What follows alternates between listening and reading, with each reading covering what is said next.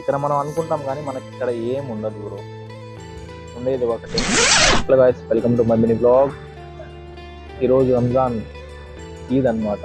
యాక్చువల్గా ఇంట్లో ఇంట్లో ఉండే కాడ ఇండియాలో మనకి నమాజ్ చదువుకుంటాం, తర్వాత ఫ్రెండ్స్తో బయటికి వెళ్తాం, ఫ్యామిలీస్ ఇంటికి వెళ్తాం, కలుస్తాం, టీవీస్ వస్తాయి.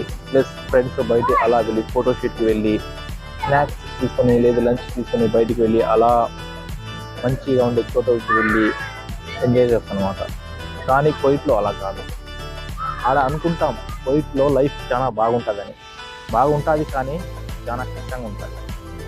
ఇక్కడ ఈద్ ఎలా జరుగుతుందంటే, నమాజ్కి వెళ్ళామా, మార్నింగ్ రూమ్కి వచ్చి 10 నిమిషాలు వేసుకునే బట్టలు తీసేసామా, మార్నింగ్ బ్రేక్ఫాస్ట్ చేసామా, తర్వాత నిద్రపోయినామా, తర్వాత లేచామా, లంచ్ ప్రిపేర్ చేసామా. ఫ్రైడే మసీద్కి వెళ్ళి నమాజ్ చదువుకొని వచ్చి లంచ్ చేసేసాం. ఇంట్లో వాళ్ళకి అందరికీ కాల్ చేసి మాట్లాడి అలా గడిచిపోయింది అనమాట. అలా ఈవినింగ్ అయిపోయింది.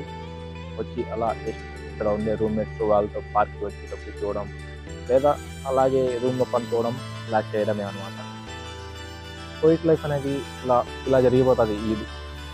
అదే మన ఇండియాలో అయితే ఫ్రెండ్స్తో ముచ్చట్లు, బయట రైడింగ్లు, ఇలా అలా షికార్లకి వెళ్తాం.